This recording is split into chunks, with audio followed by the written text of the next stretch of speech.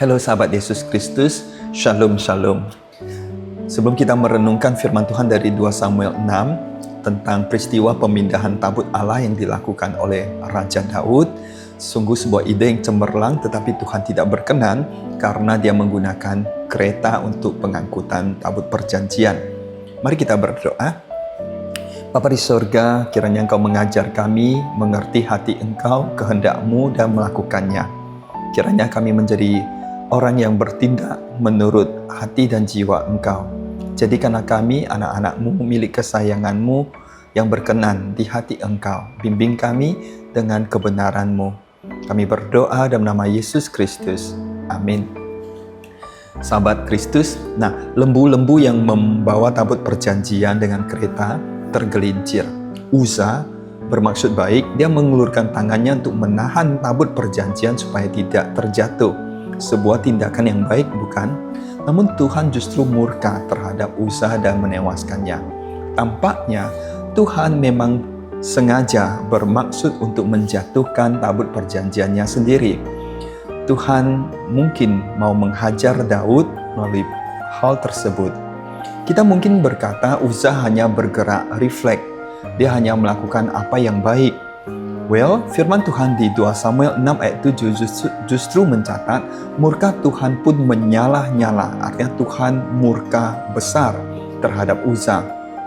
Allah menewaskan dia di sana karena kesalahan itu. Well, tindakan Uza memang baik tetapi tidak benar di mata Tuhan. Memang dia bermaksud baik tetapi apa yang dia lakukan salah di mata Tuhan. Uza mungkin berkata dalam hatinya, saya hanya melaksanakan tugas dari pemimpin saya. Namun Tuhan justru menuntut pertanggungjawaban dari Uza karena tugas tersebut tidak dilaksanakan dengan cara yang benar, dengan cara yang berkenan di hati Tuhan. Sebagai orang Lewi, seharusnya Uza mengerti. Seharusnya dia menasehati Raja Daud untuk tidak memindahkan tabut perjanjian menggunakan kereta. Firman Tuhan di Bilangan 4 ayat 6 ada mengajarkan tentang cara pemindahan tabut perjanjian, yakni harus diangkut oleh orang Lewi menggunakan kayu pengusung.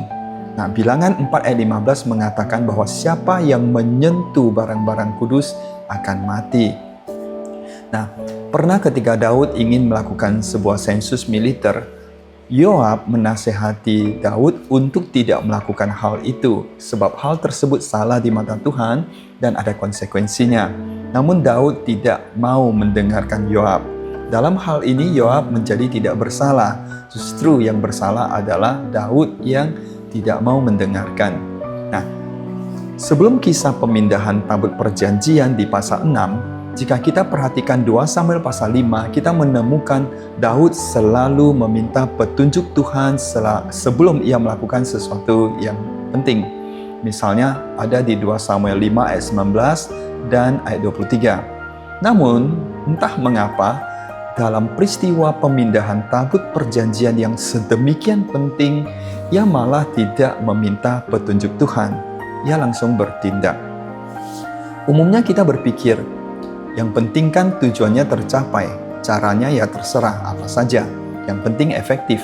Tuhan tidak mau tabut perjanjiannya diangkut dengan cara yang mudah dan bergerak cepat. Kita memiliki banyak ide cemerlang. Kita juga bisa bekerja dengan cepat, efektif, efisien dalam kehidupan kita.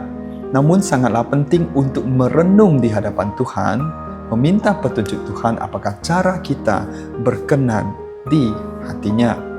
Daud yang disebut sebagai orang yang bertindak menurut hati dan jiwa Tuhan, seorang yang berkenan di hati Tuhan, belajar dari kesalahannya. Dan dia memperbaiki diri. Kita ketahui bahwa Daud sangat gusar atas kematian Uza, tetapi dia takut akan Tuhan. Ada di 2 Samuel 6 ayat 8 hingga 9. Akhirnya setelah 3 bulan, tabut perjanjian dipindahkan dengan cara yang berkenan kepada Tuhan. Ada di 2 Samuel 6 ayat 13. Ketika dia ingin mendirikan rumah bagi Tuhan, dia tidak berani langsung bertindak. Dia menyampaikan kepada Nabi Nathan. Tuhan pun menyampaikan firman-Nya kepada Raja Daud melalui Nabi Nathan.